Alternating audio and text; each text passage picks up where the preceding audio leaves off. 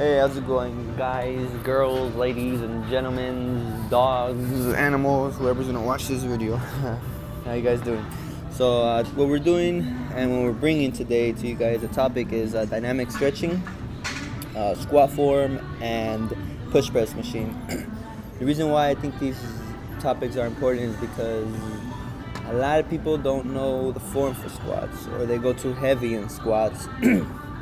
That their form comes out of play and they're just doing it because they have the ego or they see somebody then they just want to lift heavy, It's good to lift heavy, but if you have proper form and if you can maintain the proper form while you're performing the squat exercise or deadlifts or the bench press, anything that you're doing, you always want to have good form. But before we talk about all that, we want to perform dynamic stretching before your workout, which is what we have in this first clip here. All these exercises here, you're going to perform them 3 times, so 3 rounds, and each exercise, you can do about 15 to 20 seconds. So like leg swings here, 15 to 20 seconds on each leg, or if you're doing like a jump squat, or if you're doing lunges, and you can do about 15 to 20 repetitions, and if you can't, then 12 to 15 would be fine as well, wherever you feel comfortable. So like I said, it should feel like a warm-up, a workout actually. So by the time you're done, you should be sweating, your heart rate's slightly elevated. Obviously, it's not where you're gasping for air, but definitely should be elevated. Your whole body should be warm. The legs should be feeling nice and loose. Your hip flexors, your shoulders. You always want to make sure that you stretch those places out. And it's dynamic stretching. Static hold, you want to do that after your workout. That way, then you can, stretch your muscles out and have it nice and warm. That way they won't cause tears and the next thing an injury.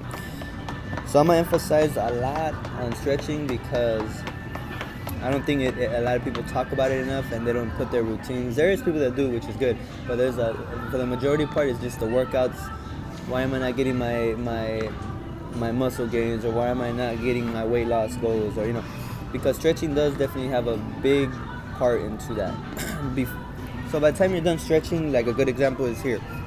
I was doing legs today. So when I started my squats, my legs were nice and tight. not tight where I can't move, but from the warm up. So that way when I got into my squat position and I performed the squats, no problem. I felt good. I was moving the weight perfectly up and down with no problem, and my legs were even getting more of a workout now. Instead of going in cold and then next, you feel a very uncomfortable pain in your hip or your joints there, or you feel a nasty tear or something, a bad pain on your quad, or your knee starts to hurt. Because back then, when I didn't know how to stretch, I would just go in there and maybe 2 minutes and just move my legs around and that's it, and then go straight into the squat. I did mess up my knee one time, and it wasn't severe, but it was definitely an uncomfortable feeling where it took me up to 3, even almost a month to recover from that. And I had to get mad because I got excited for leg day and my girlfriend was fine, she was hitting the squats, and then I go to hit my squat, boom, now I can't work out because my knee's hurting. And in reality, your knee is used for a lot of movements. Even if you're doing chest, your legs are involved. If you're doing back, your legs are involved. You're gonna be doing let's say you're doing a back row.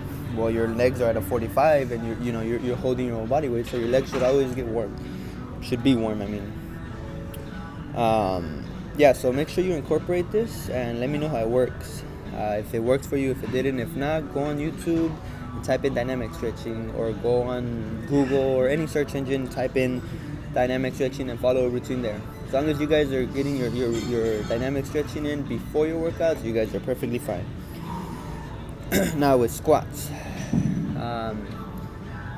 or with any other movement that you're gonna work out, or any muscles, take the ego out of it, man. Like, if your goal is to lift two plates, then let that be your goal, but work your way up. Don't just put the weight on there and then expect that you're gonna lift, because next thing you know, boom, you're gonna cause an injury. It's too heavy and your form's off, and then your back starts hurting because you're not using the proper muscles. So now your back has to help you lift that weight, or your legs are helping you lift that weight. So if you're gonna work out chest, then have proper form, and then use the muscles that you're working out to help you. because that's the point of it. You know, you want to use your chest to help you lift that weight up. Or if you're doing a back row, you know, you want to make sure, or a deadlift, you want to make sure that your legs are definitely in there, you know, helping you push the weight up. And then when you drive up, your back comes into play, your lats. So it's a compound movement. So look, here's the squat form. So you want to keep the chest up. You want to have your chin straight or looking up. Come down to a 90, nice and slow. Don't just drop down. Nice and slow. Hold it for a second and drive straight back up. Nice slow form. Anytime you do any type of movement, you always want to have nice and slow, a nice and slow pace on it. Nice and control, because then you keep tension on the muscle, and that's where you build the muscle and you burn more calories. So yes, that's the form there. So if you know that you can't squat a plate, then don't throw a plate on there unless you have somebody squatting you, you know, and you're working your way up there. I always perform 2 warm-up sets, and then I do 3 to 4 working sets. The warm-ups, I warmed up with the bar by itself. Then I added a 10-pound. Now the push press, the form there is you want to make sure that your chest is up, your back and everything, your head is on the pad. Your knees are driving down, but you do not want to lock them out when you drive them up. By locking them out, you're just calling. You're just calling to have a injury. So that's the last thing we want. Don't lock your knees out. Push the weight and do it right before you lock. See, my knees aren't locked there. My knees are bent still, so it's good. And when you're coming down, don't come all the way to the chest. So if you guys have any questions, hit us up on Winnie to Train at Facebook, Instagram, and Twitter. So I'll see you guys later. You guys have a good one, and see you next time.